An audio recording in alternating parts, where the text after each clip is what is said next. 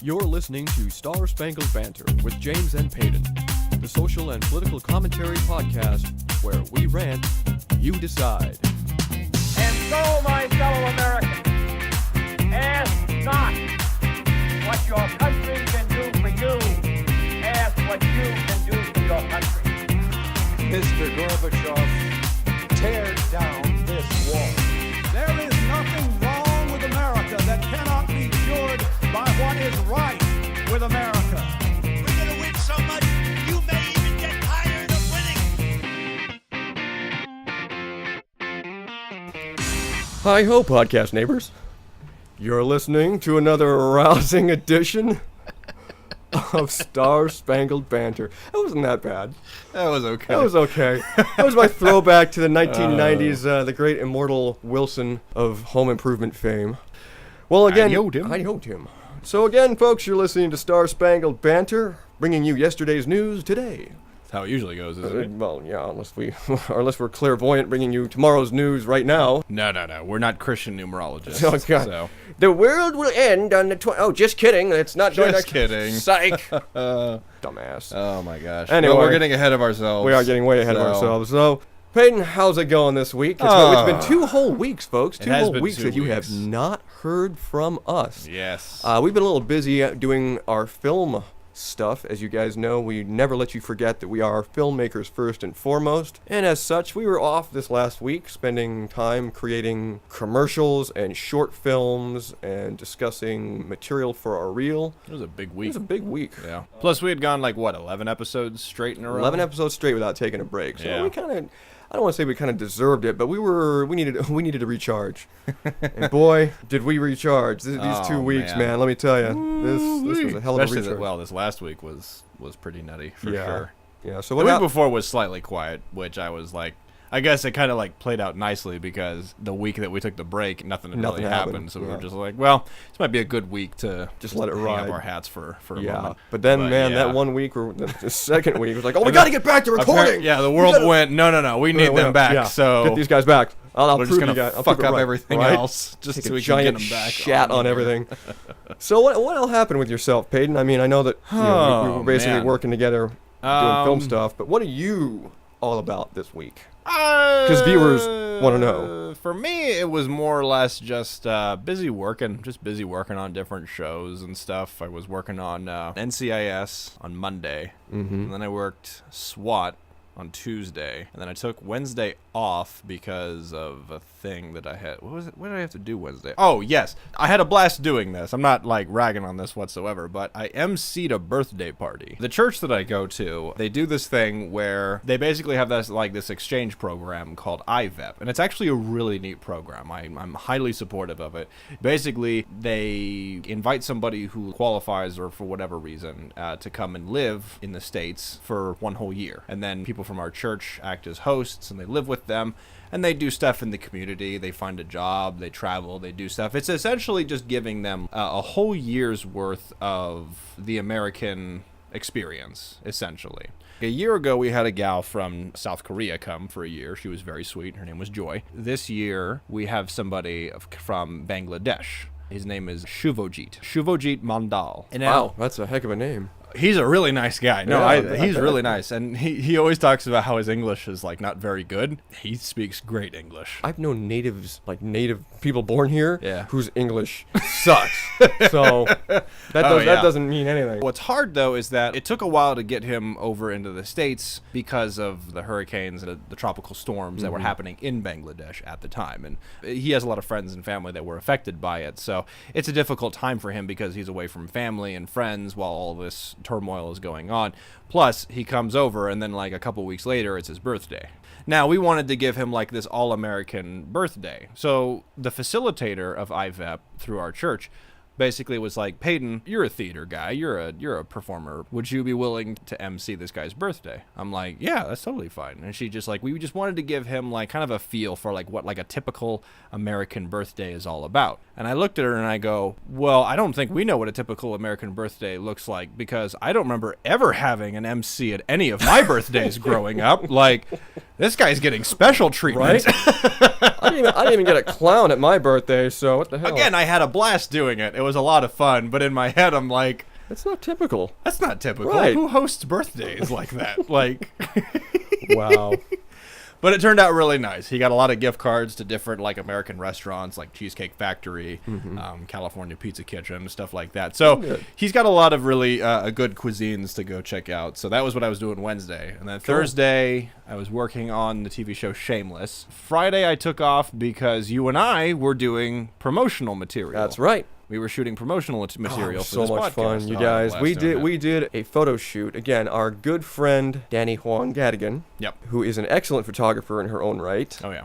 and just a sweet all-around person, took the time to photograph our promo shoot for a good solid evening. Yep. And we must have taken about 400 plus pictures of this promo shoot. Yeah, just like 300 to 400. Yeah, just having fun, getting shots together. Because the idea, guys, is one of the things we're doing to kind of promote our podcast now and after it goes mainstream is we're getting some promo shots done. So we got a lot of cool little shots and Oh, yeah. fun little things that we were doing for our promo shots, which you should be able to see on our Facebook page. Well, I've uploaded one so far. We're gonna have a friend of ours who is much more savvy with Photoshop do some editing. Yeah, Um, kind of make some one sheets and posters and whatnot. Yeah, just some different promotional material. Following with this episode that's coming out this week, we're also gonna have our promo video coming out. That's as right. well. We recorded that as well. And then shortly after that gets launched, we're gonna launch our GoFundMe page. Yep. And get all of that together. So and stay stuff. tuned for So that. We got a lot coming down the pike right now. That We got is we're right. hopefully going to be on iTunes within the next month. Yep. But we're going to keep bringing you material on YouTube. So how was your week? The exact same as yours. Good. So moving on. Let's bore the audience with right? the same with thing. the same thing, just from a different perspective. It's like, Yep. oh, it's like Back to the Future 2. Not knocking Back to the Future 2. That's a good movie. Yeah. But no, seriously, moving on, because I have something that kind of got to me over this past week. Again, like you were saying, the week was pretty quiet until the second week when all hell broke loose. Mm-hmm. And one of the things that kind of got to me, and we talked about it before on this podcast, I've sort of mentioned how it has rubbed me the wrong way a few times, but now it's sort of grown out of its own box, if you will. It's Yeah. gotten too big for itself. And that is the ongoing NFL protests, where players are either taking a knee, staying in the locker room, or essentially not honoring the American flag. Now, again, I'm not, without boring the audience and rehashing what I've already said before, I have no problem with protesting. I have no problem with freedom of expression, because that's what democracy, especially this particular democracy, is all about.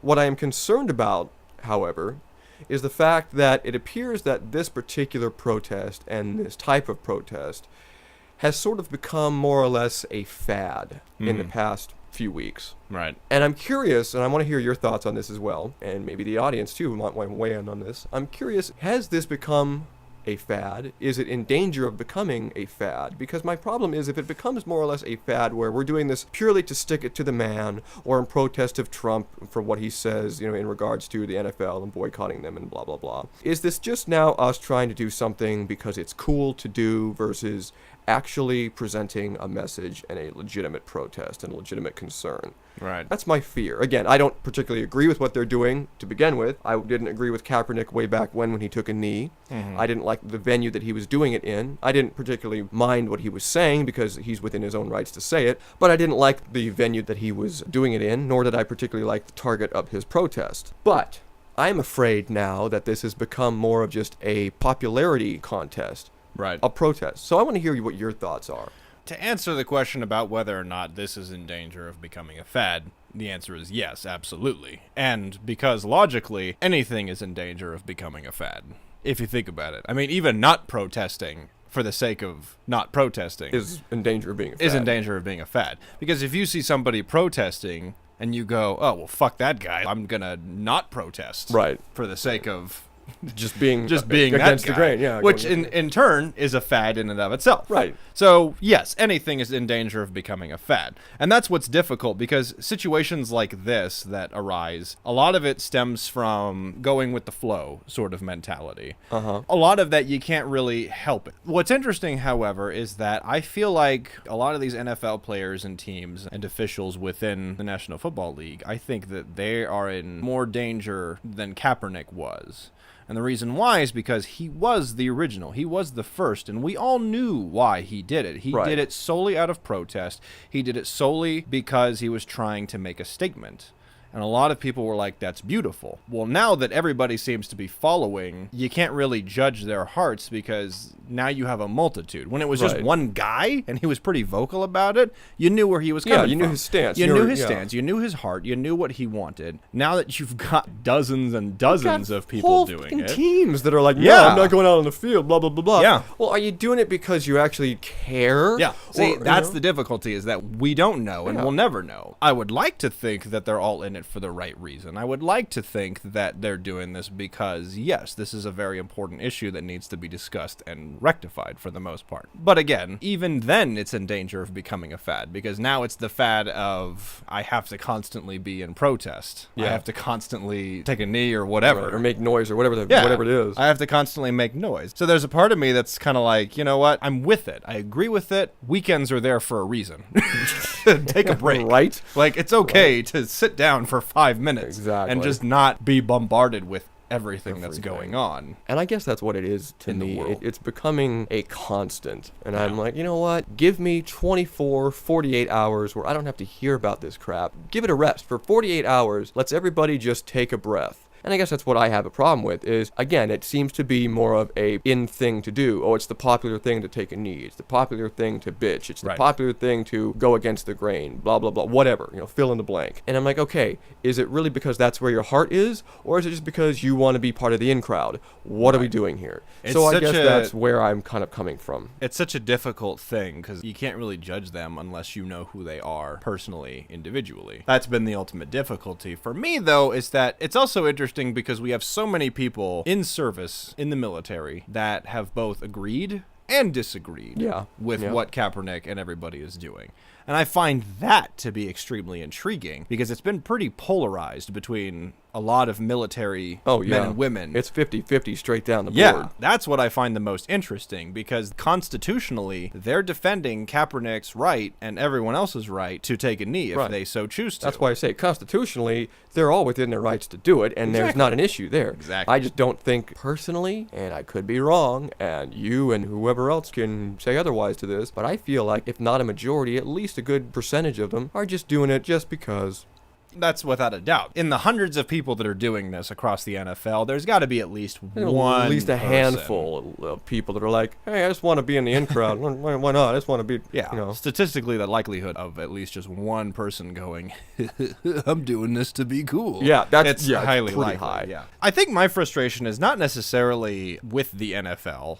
And the players and officials and owners and such like that. It's more or less just the reaction to it. The reaction from the masses, the reaction from Trump, the reaction from so many different people. In my head, and a lot of it, well, not a lot of it, it's very interesting when Trump is like calling out the NFL because, okay, for one thing, we have bigger fish to fry in the world than the NFL. His name is Kim Jong, whatever the hell, and there's a lot the more giant going Cabbage on. Patch Kid. Seriously, there is a whole lot more going on in this world to worry about than the fucking NFL. Of all the things, why is that public enemy number one? And I think a lot of it, however, I'm not at all slamming anybody for this statement, but statistically, percentage-wise, a large majority of people that watch the NFL and really any sports-affiliated anything are very right-wing, blue-collar type individual. Meatheads. I'll say meatheads.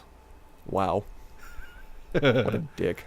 Okay, like 3 of you are meatheads, but the rest of you, but it's true though. You go to Texas, you go to the Midwest, you go to any state that is like so ardently involved in their sports teams. Well, that's all of America, They're red states. We love Most our of them sports. are red states though. I don't know. I've got family on the East Coast who are so blue states they're practically purple that love their Patriots. Yeah. Again, I don't think it's a red state thing. I think it's just an America thing.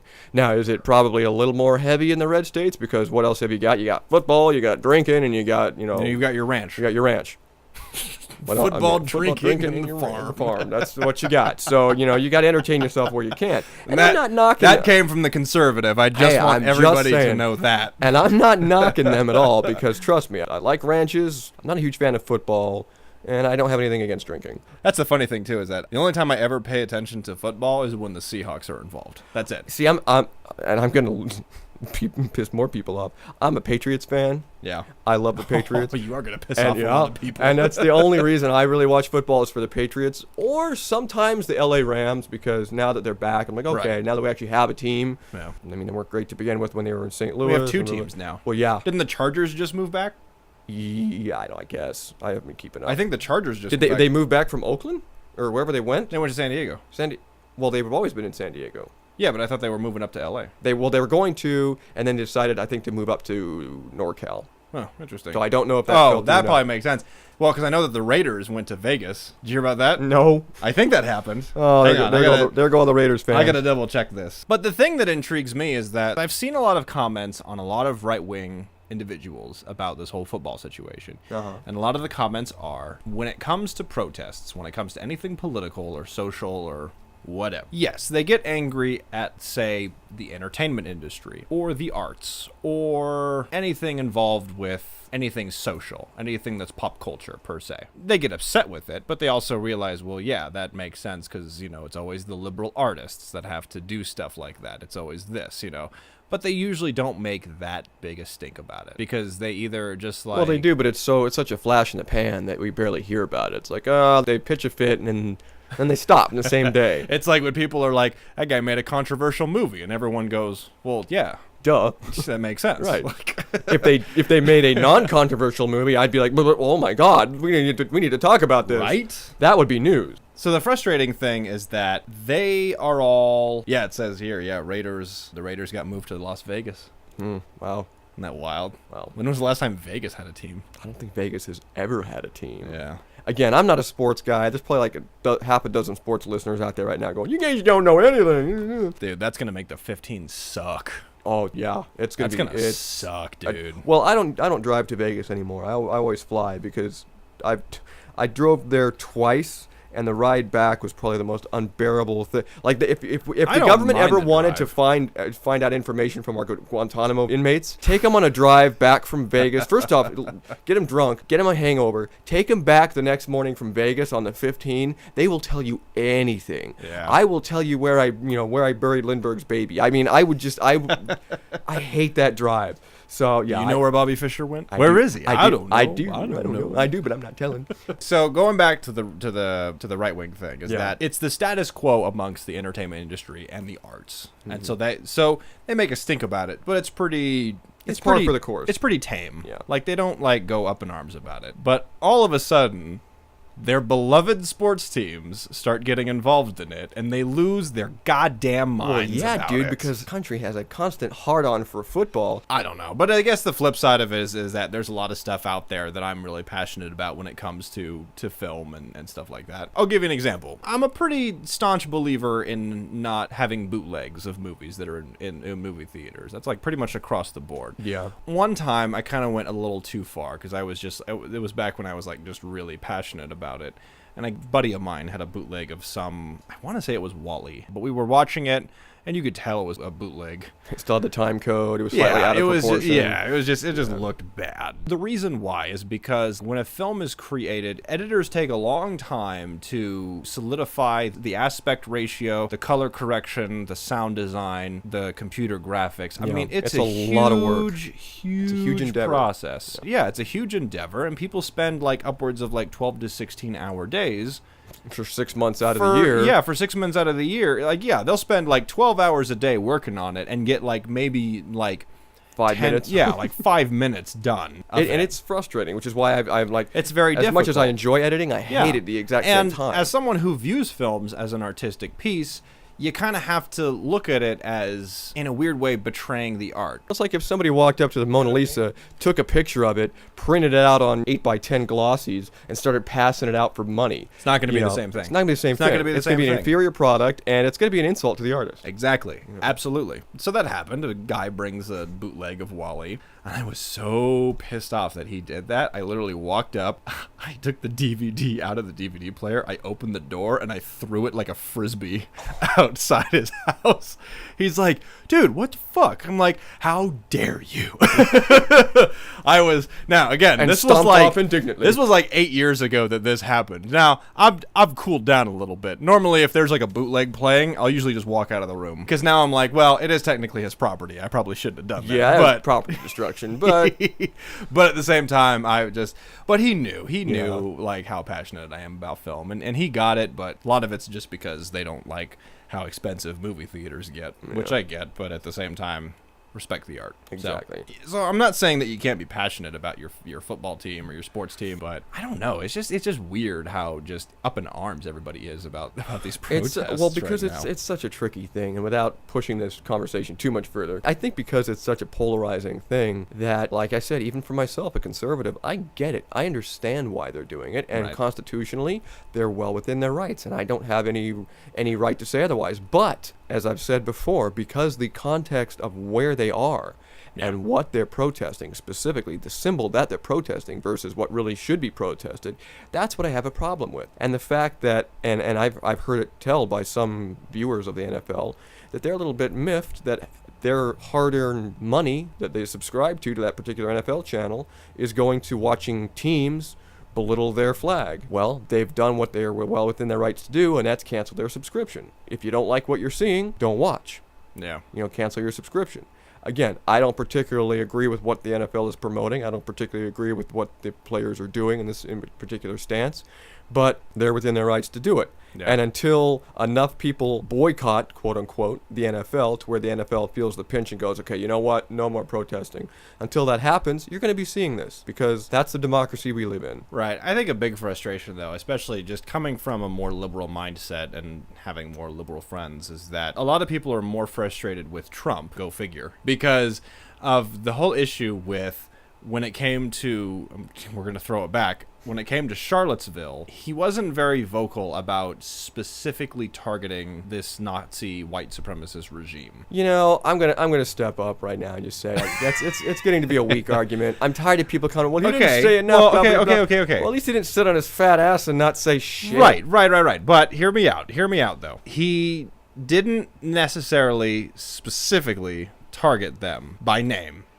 But he is extremely vocal when he called out the owners of the NFL teams and said, Yeah, I did see you that. need to fire Well, I read the transcript. these players. You need to fire them.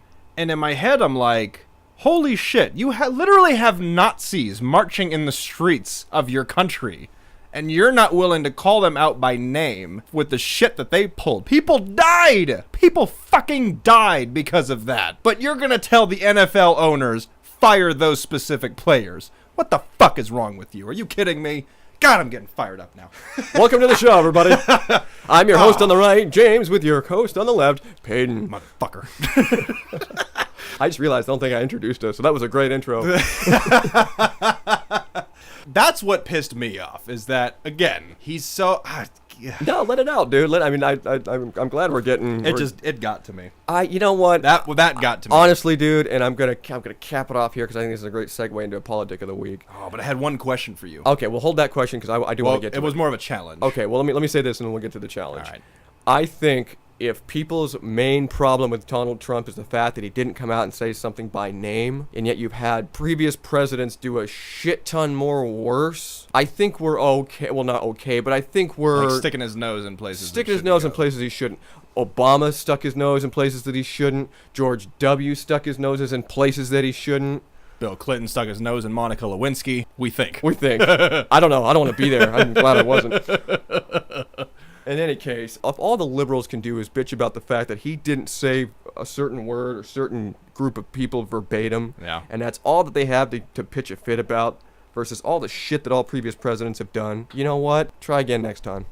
But I guess it still fires me. I know, up I about it. understand. Like, but what's your challenge? So my challenge is this, and it's not only to you, but it's also to those of you out there that are very frustrated with these NFL players, kneeling during the national anthem or locking arms or staying in the locker room or whatever the hell that they're doing to protest the issues at hand. Here's my challenge to you. while you are watching the game, while you are watching the national anthem go on, and while you are watching these people kneeling before the national anthem, why don't you get off your ass, put down the nachos, and put your right hand over your heart while the national anthem is playing? Well, I'm sure. No. That's how you can counter that protest. I'm sure people are. I'm sure they are. I would guarantee you they probably are. You know what? Then do it. Videotape yourself doing it. Put it online. If you're really that fired up, if you can set, because I guarantee you, 90% of the people that watch football games from the comfort of their home on the TV do not stand up or salute the American flag when the national anthem is playing. I guarantee you 90% of them don't. So if you are that fired up, that riled up about that issue, then you stand up. You stand the fuck up. Salute the flag when it comes on during the national anthem. That's the way you can fight back these as a counter protest to whatever these football players are doing. Actually, what I'm going to do to counter protest, I'm going to post on our, or I'll have you posted on our Star Spangled Banter website, my patriotic picture from the promo shoot. It's so regal. It is so regal and so incredibly patriotic at the exact same time. I'm expecting jets to fly by with red, white, and blue vapor trails. It's like, so it's pretty fun. But that's my challenge to you, the viewers. All right. Well, challenge accepted. I'm sure from myself and many viewers on our podcast. Yeah. So we're gonna take a quick break. When we come back, listeners, you get to hear who Peyton has chosen of the politic of the week. I don't even know who this person or people are. I don't use grammar either. How are we writers? We're really good at what we do, and we con people. But hang tight, because when we come back, you're going to get an earful, because Warpath Payton may or may not make an appearance. Stick around. We shall see.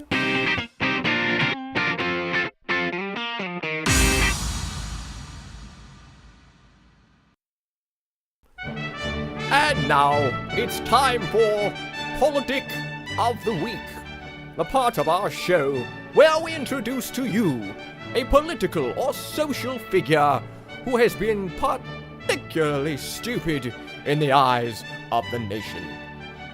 Hold tight, for there's no telling what amount of bullshittery we may encounter next.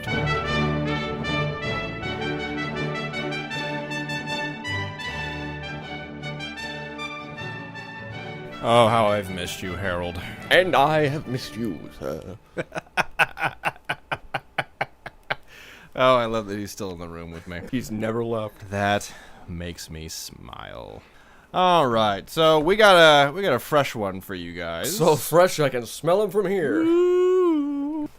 So this one we probably won't spend too much time, but a lot of it's just because, you know. Okay, essentially the reason this guy is Politic of the Week is because if you are listening to this podcast, that means that this guy was wrong. Yep. Our Politic of the Week is Christian numerologist David Meade. What has he done, Peyton? Tell us all about him. Tell us what he's done. I don't know how long ago this actually happened, but essentially this guy, a Christian numerologist named David Meade, predicted that September 23rd was the date the world was going to end. That's weird, because it is 3 p.m. Pacific time on September 24th. And we're still here. Sky is blue, birds are chirping, and these pretzels are tasty. So. And my taxes are due next year. Thanks a lot, dude. Now, this is what I find very interesting, is that not only did he predict the world was going to end, but he predicted it was going to end because a mysterious planet X was going to collide with Earth. What? And he said that he had verses and numerical codes in the Bible to back up his claim. Oh, good Lord. Which I'm like, oh, I would have loved to have seen that research. I would have loved to have seen the cross-reference of the Bible that he had. The only research he did was Crayola drawings on the back of a napkin. There's no actual research. Oh, man. All right? Scientists have even said that Planet X doesn't actually exist. So I don't know what he's talking about.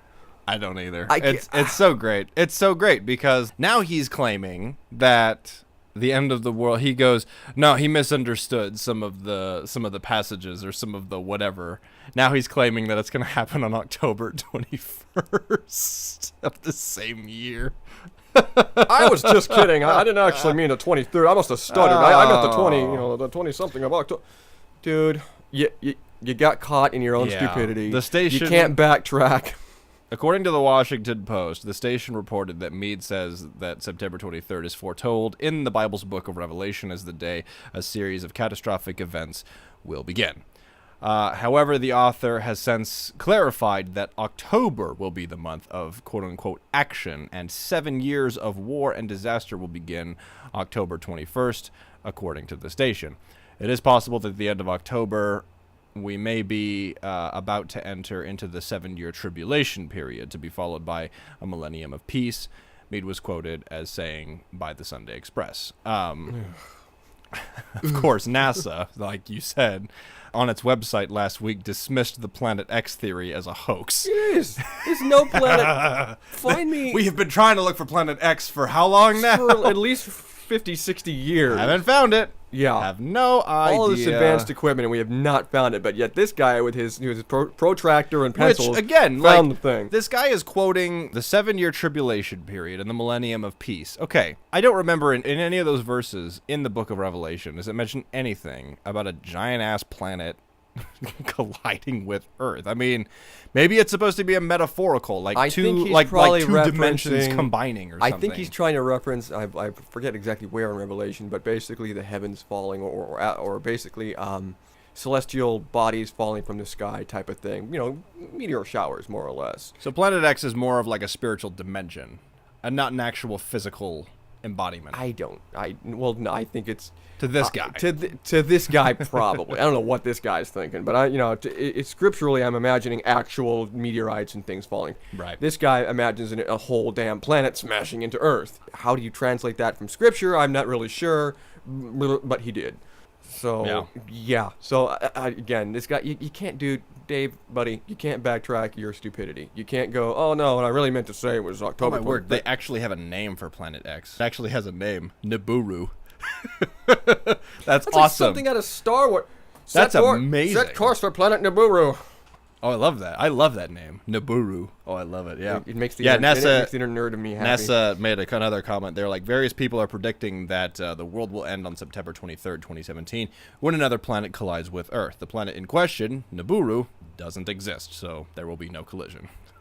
Yeah, you can't collide with that which doesn't exist. They went on to say that the story of Nibiru has been around for years, as has the Days of Darkness tale, and is periodically recycled into new apocalyptic fables. I feel like this guy probably has a bunch of Isaac Asimov novels all over his room. He might. Now, granted, I don't know much about numerology. Neither do I, but I do know a significant amount about Holy Scripture because, as a Bible-believing Christian, I read it, And nowhere in my Bible did I see anything about Planet X colliding with the planet, or you read anything that October or September 23rd, 2017, is the end of all time. Right. What I did hear and I did read is that no man knows the day or the hour, and we also be wary of false prophets, like this guy, like David Meade. Yeah. I'm going to err on the side of my creator who says, watch out for these nut jobs, and go, yeah, this guy's wrong. The thing of it is, though, is that we have an idea of what could happen, but it kind of stems from another idea about the interpretation with how old the Earth actually is, because there are plenty of people that say it's 6,000 year old. It's 10,000 years old. It's 65 million years old. There's all these different things that people try to interpret, like, when people are like, oh, well, it's clear that God created the world in only 7 days. And I'm like, well, yeah, he can do that. He's God. But I also believe that God, being the infinite divine being that he is, could have very well spun this universe and let it do its thing for the billions of years or millions of years that it did. Whether the Earth is 10,000 years old or 10 billion years old, who cares? Who cares? What does it matter? It's not the end-all, be-all. No. It is not what's important when it comes to what we're supposed to do on this planet. No. What's important is what is laid out in Scripture. Exactly. I don't care how old this planet is. Exactly. You can spend all your breath and time and energy trying to figure it out, but if you do that, you're going to miss the important thing that you're really supposed to do. But of course, that debate and then goes into the whole Old Testament, New Testament thing, and I get that. That's a whole other beast in and of itself. Yeah. But yeah, I do find it very interesting that there's still just so many people out there that just attempt to predict that the world is going to end. And I'm just it seems like every 10, 15 years, somebody comes out of the woodwork and goes, according to my calculations and charts and graphs and this is going to end tomorrow. I better get my shit in order. It's You've got to get my shit in order. The world's going to end. What shit do you have to get in order? At this point, if I knew the world was really going to end, I'd just sit back in a lawn chair, pop open a beer, and go, all right, bring it. All right, here we go. Yep. Let's see how this happens. Right. This is my thing too. And I love how so many of these modern day quote unquote prophets try to predict the end of the world. Okay, take a note from history, you guys. Nostradamus predicted everything, and he got everything right except what? The end of the world. The end of the world. Yep. It did not happen in 2012 like he predicted. And this is, again, coming from the guy that predicted so many things that came true. Yeah. And the one thing he didn't get right was the end of the world. Obviously, our batting average on figuring out when the end of the world is not all that impressive. No. So when somebody like this David Meade guy comes out of his hole and goes, "Great Scott, Marty! The end of the world is tomorrow." No, it's.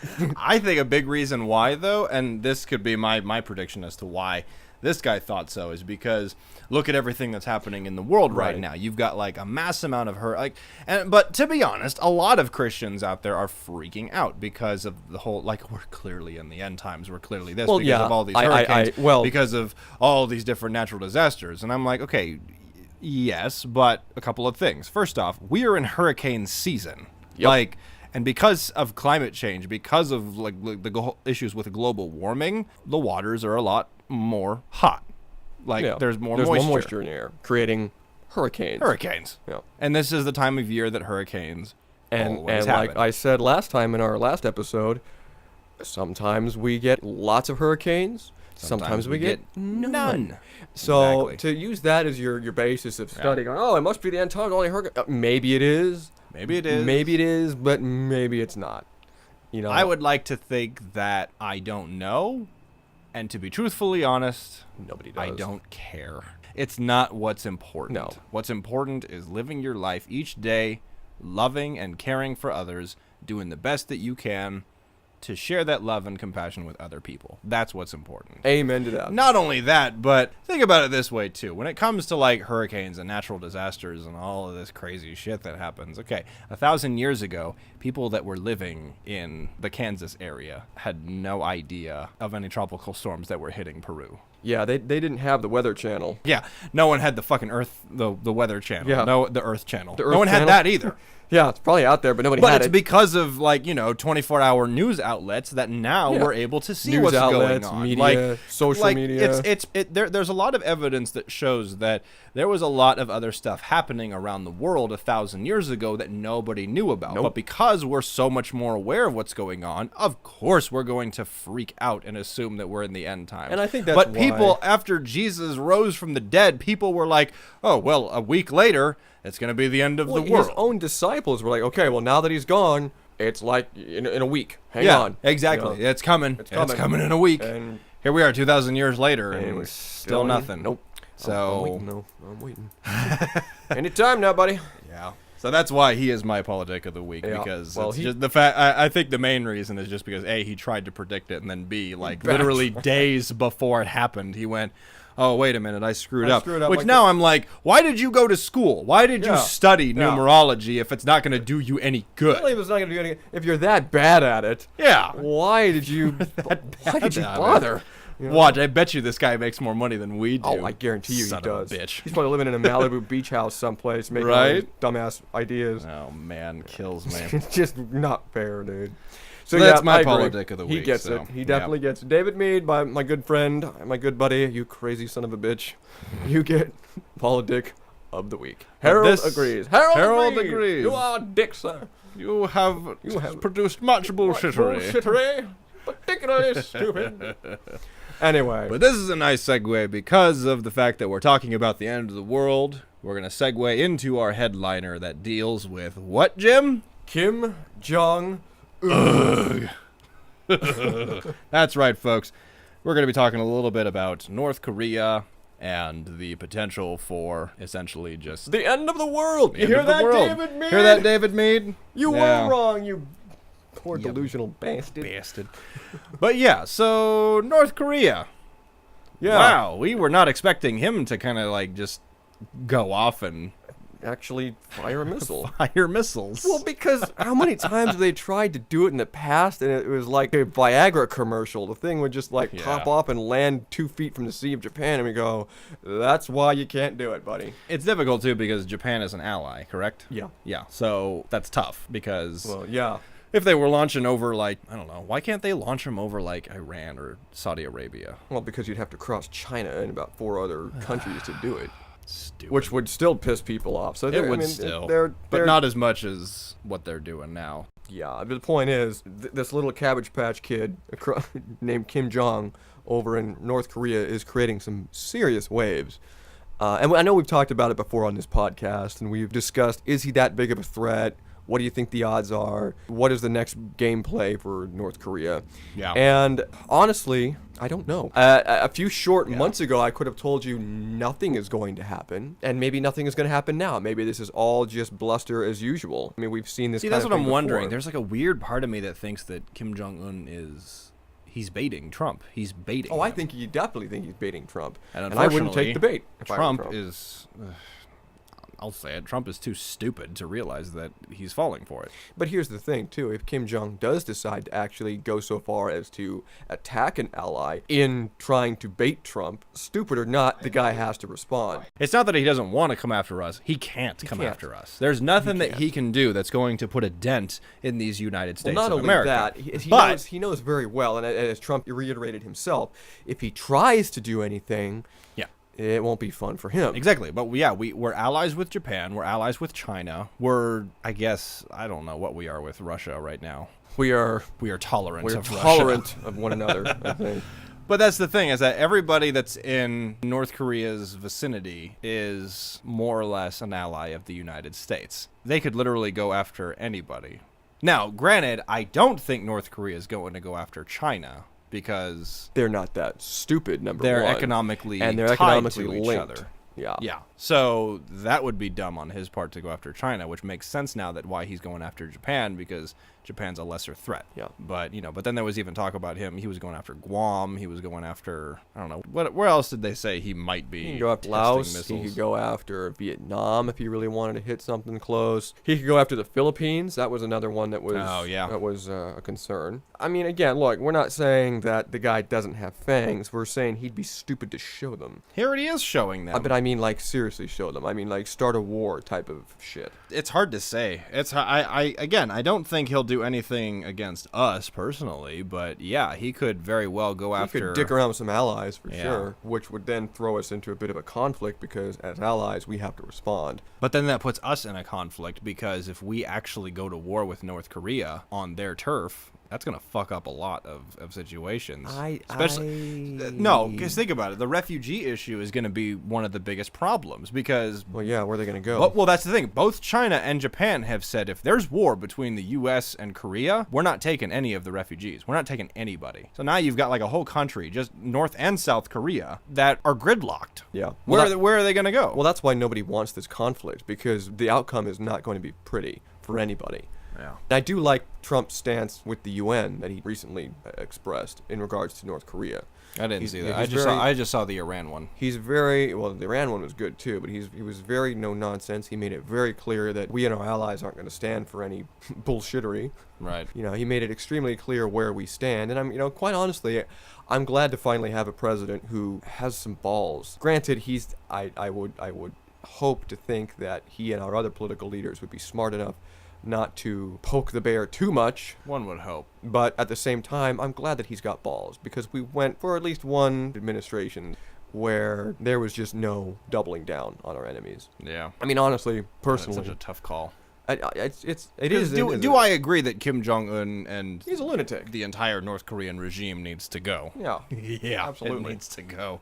It's needed to go for a while. I think it's so funny that they've lasted this long. I know. Out of all weird, all the regime, the Soviet Union collapsed, and we still got these guys dorking around. I'm trying to like look up all these different articles about like China watches in frustration as North Korea crisis enters a dangerous spiral, because I mean essentially China and Japan are the most susceptible to anything that's gonna happen. Japan could lose human life. China could lose money, and neither one wants to lose anything. Yeah. So it comes down to Kim Jong-UGH. It comes down to him playing it smart. Now, do I think a guy that offed his uncle and probably half of his own family is particularly intelligent?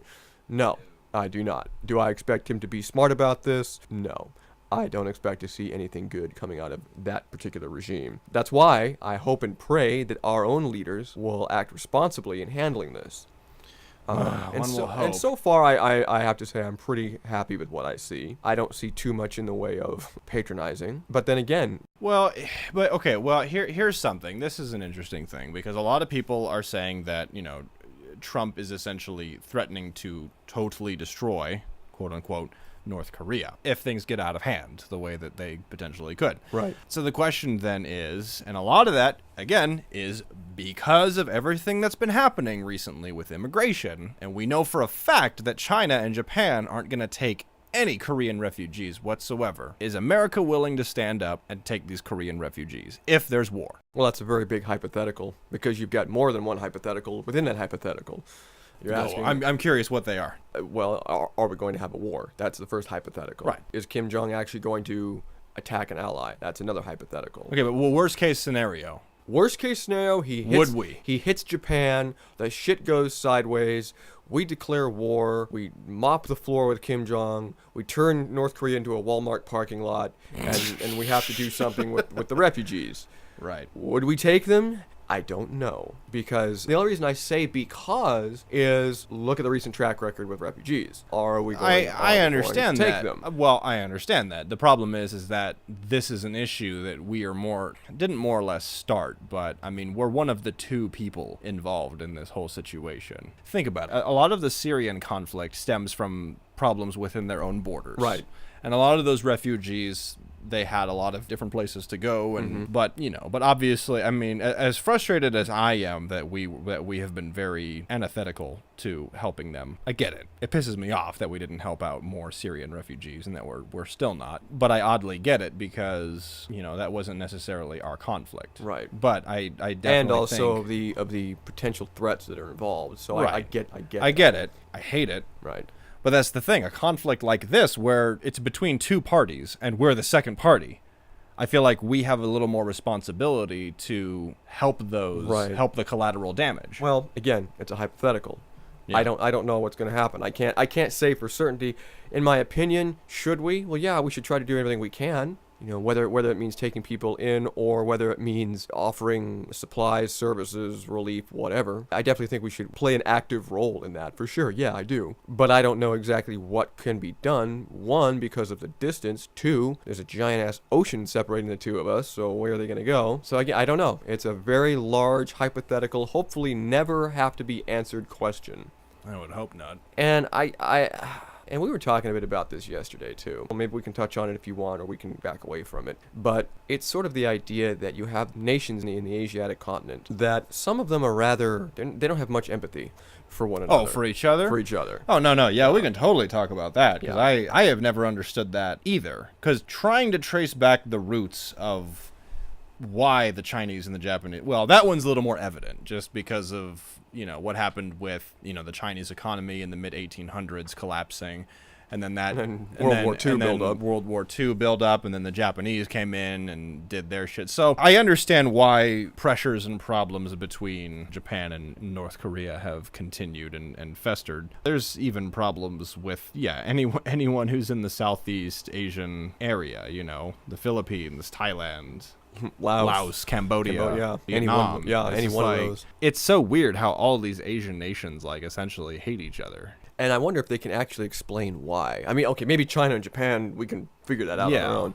But I wonder if any of these other countries, is it kind of like a Hatfield and McCoy type of thing, where they've been fighting for generations, but nobody really knows. You ask them Yeah. now, like, "Why are you fighting?" Well, We don't know. I don't know. We've just been fighting for generations. What, and what that's we do? just- We're Hatfields, they're McCoys, we fight. Like that's just. I mean, That's is that how it's is been. that you're right? Is that the same kind of thing that we're seeing here? It might be. And will that play into the whole North Korean conflict? Should there be a war? God And maybe forbid. we're just too stupid to see it. Maybe we are. Maybe we're just a couple of dumb white American guys sitting in our little Yeah. safe space, going, I don't get it. It's always been very intriguing to me, Yeah. like how it all works out, you know. I think it'd be fun to talk to our friends Jeff and Danny. I would Because love to get them in our here friend and talk Jeff about Gadigan and his wife Danny, he is Filipino and she is Chinese. Now, I don't know if there was any problems in their relationship concerning their families, but I'm sure there was a moment There where was people probably a were moment, like, you know, he's not Chinese. Right. Like, you Right. know.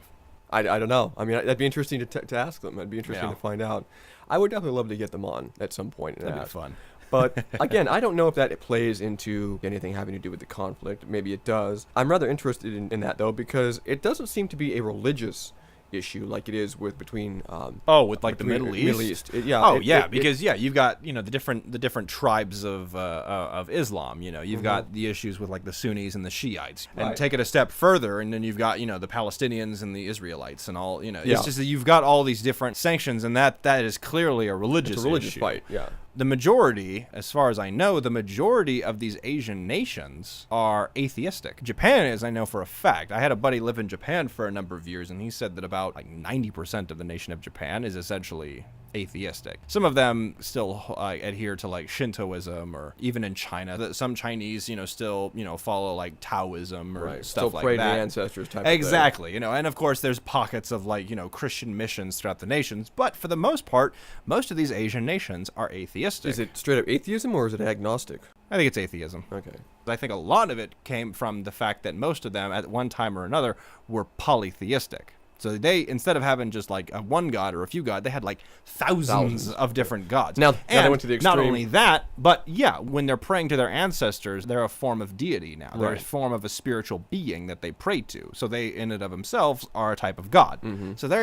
So they went from literally hundreds to, you know what, maybe none of them. Yeah, how about none? But I don't. Yeah, it's not a religious Not thing. really. I don't Now, think. that makes me wonder, is it a cultural thing? Is it because you're Chinese and I'm Japanese, or you're Filipino and I'm Vietnamese, whatever? Is it because of the cultural That's the only thing I can difference think of that it would that be. it causes an issue? I don't know. Again, folks, this is just two lowly white guys sitting in a room. 30-year-old white 30-year-old dudes like trying to figure going, this I out. don't know. Maybe it's a thing. So we could be totally missing the entire point.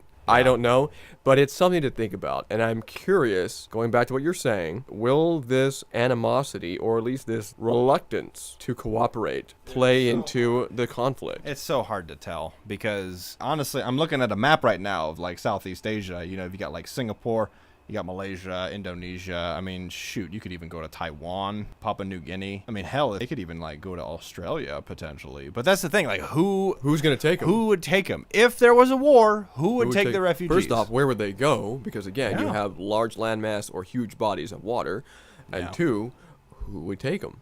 I don't know. There's still a weird part of me that thinks that we were like oddly responsible if it was to It was to come. I about. don't know if I say we're so much responsible because look who we're up against. But I would say that, like I said, if something does happen and we have a worst case scenario, if we don't take refugees, we at least should offer support and relief of some kind Yeah. in some fashion. No, I agree. I don't absolutely know agree. what, but something. I absolutely agree. I think that's extremely important. Again, because God forbid we actually have a conflict.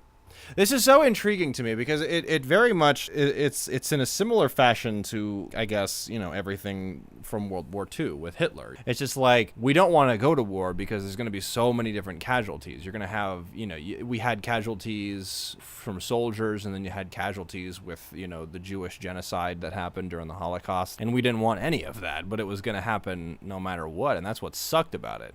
And all because of what? All because one dickhead fucknut decided that he was gonna rule the world, Yeah. I'm like, Really? Why is this a constant always theme? yeah, Why it's always is it's always this one guy. one One guy's one got to loose screw ruin the party for everybody. who just pisses in everybody's coffee. I don't understand. Yeah. And now we got this toddler over across in North Korea, toddler with a bad haircut, Yeah. threatening people. I'm like, really, dude? This is really the game you want to play? For what? Yeah. You have Napoleonic syndrome? You have little man's syndrome? What's the issue here? I mean, do you need a hug? What is your deal, dude? You can give him a hug. No, I'm going to send Dennis Rodman over there. He can give him a hug. Send Dennis Rodman. Maybe he can fix this whole thing. I don't know. Oh man, dude. He's our envoy. You know what? If Trump hires Dennis Rodman to be a negotiator, he'll earn respect in my Right? book. I'll be like, damn, that's bold. Hey, but at this Kim point, Jong-un loves Dennis Rodman. He so loves maybe- basketball, so maybe he's on to something. I he don't could know. be. It's his favorite player. So, well, this is interesting. I just pulled up this article. This is from the Daily Star. It says Kim Jong-un's one weakness that could force North Korea into nuclear surrender. What's that? Basically, just he folds. Like he's just Right. like, nope, I give up. Which, honestly, I think he's going to eventually do. If you were to ask me my serious opinion, I think he's going to fold. He's going to blink at some point. So a while ago, top South Korean soldiers were stationed just 10 miles from the North Korean coast in response to a lot of his wildness that he was doing. As the likelihood of war on the peninsula increases, the regime fired another intermediate range ballistic missile over Japan just a week later. This happened a couple weeks ago, right? Like a week or two ago. About a week ago. U.S. President Donald Trump has since threatened to totally destroy North Korea in a shocking speech. However, Robert A. Manning, resident senior fellow at the Atlantic Council, believes there may be a simpler solution to the Korean crisis. This thing will actually load. Stand by. Stand by, everybody. All right, so this guy argues that China must target the Dandong Bridge, which connects the country to South Korea, to cripple its economy and force Kim to put his nukes on the negotiating table. It is a key route for trade, and an oil pipeline runs across the bridge, providing 800,000 tons to the Hermit Kingdom every year. Manning wants a UN monitor permanently installed at the bridge to halt the flow of goods. He told Daily Star Online, "I don't know why it hasn't been done already, because traffic is continuing from North Korea to China." So essentially what this guy is saying is that the one bridge that connects North Korea To everything. to China Yeah. needs to go. It either needs to be shut down or it needs to be destroyed completely. The issue, however, of course, is the idea, because an oil pipeline runs through there, providing like 800,000 gallons or tons or whatever of oil a day is what Yeah. it sounds like. Well, that's okay. So you run the danger of starting an oil fire. Well, you run the danger of starting an oil fire. I would imagine that oil line is going to China. That's where it's running to. I think no. It's Does it- going from China to North Korea. is So what it okay, so sounds like. China is supplying them with oil. Yeah. China Okay. is the one Well, supplying regardless, North Korea you have with to oil. you have to get the Chinese ambassador on the line and go, hey, look, this is what we're planning to do, and then you have to kind of organize something with China. Because if you just go over there willy-nilly and drop a bomb and blow up the bridge and destroy the entire oil line, Well, it's kind of what it sounds like. He A, says you have fires, and B, Yeah. now you have a diplomatic crisis with China because they're like, well, what the hell? Right. Well, that's what it sounds like he wants to do. He wants to put a UN monitor and station him at this bridge, and I'm sure talk to the Chinese ambassador if necessary. Yeah, but how many times have we seen the UN be effective? Middle East. I mean, we're still waiting for that outcome. See, last week the UN issued a raft of sanctions designed to suffocate Kim's economy. However, Manning believes a team needs to be installed at the bridge to monitor traffic 24/7. He added, "The Chinese are providing most of their oil. These sanctions can be effective because they have a de facto cash economy that grew out of the failures of the system. That's what keeps it going. If we can take away the cash and Kim's ability to buy off a lot of the elites in Pyongyang, that could have an impact."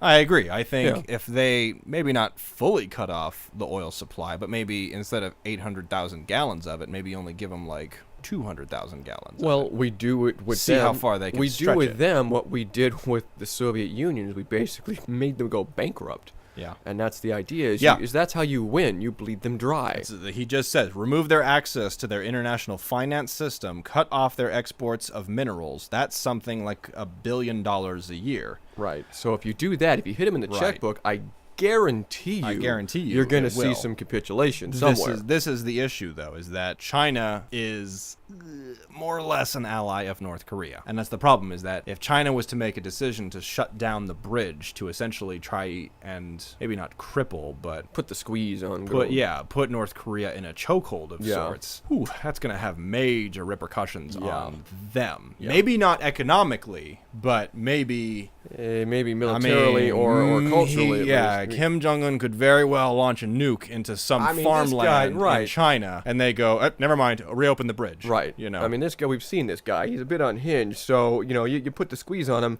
Might he react? Could he react? Really, Which, negatively. of course, if he does launch a nuke at China, Well, we're definitely involved. Yeah, now we're back to square one. We're back to square one where we were. But I don't know. I kind of like his idea, though. I like his idea. Honestly, of shutting Honestly, down the bridge. I would. My knee-jerk reaction is just blow the thing to shit. But yeah, I agree. I think that they should put a UN monitor. They should cut off a large chunk of the flow. They should bring it down to a trickle. And then if he still wants to act like a douche, blow the thing into concrete chunks. In my personal opinion, I think that we need to revert from taking any sort of militaristic action. It needs to be as of economic now. first. It needs to be an economic think about action. Because think about it. A lot of the military action that Trump is advocating for, he can't really do anything with it because, I mean, North Korea, and for some weird reason, is really good at hiding their nuclear armament. I don't know where they're putting them. I don't know. They're not a big country. I don't know where they're going. I don't know where they're going, but they're hiding them. They're in the mountains. They're in the hills. I mean, and we can't find them. Yeah. We know they have them. We can't find them. them. So if we were to take any military action and like blow up some military base somewhere in North Korea, it could very well set off a nuke and then I think we need to start economically sanctioning and hurting them before we consider putting boots on the ground or before we consider military action. I honestly believe military action, yes, we should definitely be threatening it. Hey, look, we will do military action if we need to. Yeah. But as far as the actual action we should be taking right now, economic. Man, it's so tough, though, because even economically, if we were to try to starve him out, what is he going to do? He's going to take it out on his people. He's going to take it out on the citizens of North Korea. They're going to be the first ones to go. Well, then that's when you turn to the so-called allies of theirs like China and go, all right, look, you guys need to help us put an end to that. Yeah. You guys need to put a harder squeeze on him, whether it's carpet bombing in his facilities, whether it's sending in Chinese troops of their own, whether it's whatever, then you start considering military action. If you do something economic and he still wants to act like a petulant child, then we go, okay, now the gloves come off. That's how it has to operate. But I agree. I think that just going in there, full board, blowing the shit out of everything. Yeah. Let's try other means Yeah, first. I That might think- get him to surrender, a little less chaotically. Yeah, I think stronger economic sanctions need to be our first line of defense. I mean, it's gonna suck because you're effectively potentially starving the citizens of North Korea that really don't have a say in whether or not they could get out of that fucking country. But I think a lot of those citizens don't want to. I think he's brainwashed them. I really do. Yeah. I think that guy is, that's because think true. about it, they consider him a god. Yeah. Literally a deity. So I think he's brainwashed a lot of his people. Not all of them. I'm sure there's a percentage that see him for what he is and they definitely want out. But I would argue that there's a lot of North Koreans that That's so devastating. what That it is. hurts. That hurts because you don't want them dead, but at the same time, I mean, that's the problem. Because okay, let's take your worst case scenario. Let's say, okay, now we've got refugees, or now we have to rebuild the country. Well, now you have a bunch of citizens who were brainwashed and still owe their loyalty to Kim Jong. How do you reacclimate them to democracy? It's a very tricky situation at that point. Yeah. I'm not saying annihilate everybody. I'm just saying it's going to be a tricky situation trying to reverse the neurological conditioning that Kim Jong has done on his people for several. It's gonna take like years Yeah. to break that, but yeah, I agree. I think I'm siding with this guy a little bit. Economic sanctions. Yeah, I would agree. Just I would from agree. what I've been reading so far, it just sounds like the most, like before we do anything wild, like Trump is claiming that he wants to do, we need to play this smart. Yeah. God, it's just such a hard call. I never thought we'd actually been talking about this like Right. legitimately Because I never took him seriously. yeah, It's we never like, took what? anything that Come North on. Korea did seriously, but Korea, now they're he's like- actually like, They're like the 5-year-old. They're always trying to show us their artwork. Like, yeah, that's cool, Kim Jong. That's great. You drew an airplane. Go away. it's almost like he legitimately was like, I'm going to show you my dick. And we all went, no, you're no, you're not. not. And he finally showed us his dick, and we went, oh, all right, he has a dick. Yeah. Still not terribly impressed, but he's got one. All right. Not an impressive dick, but There it is. There it is. But yeah, he finally dropped trow. And, Showed off the wang. and we, no pun intended. Not gonna smack it down. Oh, I didn't even catch it. You The didn't wang catch the thing. wang? Come on, man. Oh, I'm brilliant. That was my unconscious. Like, you yep. know, all right, let's pull the racist All card. right, a little I got bit. a racist joke for everybody. Damn it. Oh, Great. God. Now everyone thinks I'm a racist. That's right. The liberal racist, ladies and gentlemen. Isn't Yeah. that a contradiction in terms? Who'd have thunk it? All right. Well, So that was it. Yeah, there's really not much. That's yeah. all we got, folks. Yeah. That's all, folks. I know we need Porky Pig signing us off from now on. I love that. So, all right. Well, I think economic sanctions are where I'm at. Yep. So, but we want to know what you guys think, because Yeah. obviously this North Korean thing is it's ain't going away. It ain't going away for a while. No. Is what it sounds like. And It's I in think our news, that, and it's getting plenty of play. Yeah. It's getting. I mean, it was either this or more healthcare stuff with the whole no, we Graham don't- Cassidy we thing. don't Oh my God, that thing was. talk about that shit. thing was worse than the shit Paul Ryan was I don't trying wanna to talk pull. about that crap. Wasn't that just awful? Oh, it was just a terrible. I'm not even But I gonna- was like, yeah, I didn't even want to do that justice. That wasn't even news. Because I just would have sat here and stared at you the entire hour and a half, just silently Just glaring at you. silently glaring at each other like, what are they doing? Fuck! I don't know. So this was clearly more interesting Right? and more. I mean, it wasn't more quite crucial. as it wasn't I quite would as say. heated as many of our podcasts have been, but I think it's Yeah. definitely worth looking at. It's definitely worth looking at, because I know that there's a lot of people that like. Maybe there's other people. Maybe it's one of you guys, one of you listeners out there has an idea. Maybe one of you guys thinks, yeah, we should take them out economically. No, we should take them out militaristically. Maybe there's something else that we're not seeing. Maybe somebody has an idea out there. Maybe that there's goes, you know some what? Maybe brilliant this is a talk that we need to genius out there that knows exactly what we need to do, but no one's listening to them. have. Nope. So feel free Yeah. to comment on the Facebook page or the YouTube page, or eventually when we get the iTunes podcast out and running, feel free to send us your Yeah. thoughts, because we'd love to hear about it. We'd love to hear what you think about this particular situation, because again, it's going to affect everybody, whether or I not. mean, yeah, I'm not saying that we're on the brink of World War III. No, But it's definitely got the early rumblings we're of definitely some conflict we're somewhere. definitely scratching the surface of something. Something potentially Something- big. yeah. So I would implore all you guys out there to consider what action would be best for us to take, and let us know what you think. Maybe we're completely missing the ball entirely, and you guys are like, no, dumb shits. I got a great idea. Listen, this is what you should do. Talk about this on your next podcast. Yeah. Let us know. I guess my final word then will be this. Whatever happens, we need to be willing to accept the consequences of our actions and be willing to work together globally to make it right. Meaning, if it's refugees, meaning if it's working to correct the issue with North Korea, whether they decide to finally back down, whether they blink, now we have to go, okay, what are we going to do to make sure as a global community that we work together to make sure that people like Kim Jong and his ilk no longer do what they do, or Yeah. at least make it hard for them to do what they do. Yeah. And how responsible are we as a global community? How responsible are we as citizens of the world going to be? What responsibility are we going to take when it comes time to address whether a conflict or a restructuring of their government, or anyone's government who clearly is in the wrong? Yeah. I don't know, Peyton, what do you want to add to that? 'Cause I feel No, like I'd agree. I actually like that you talk globally and not nationally. no, this it's time. a glow. I think, dude, from here on out, a lot of our, not just our conversation, but I think a lot of the headlines you see are, it's everybody.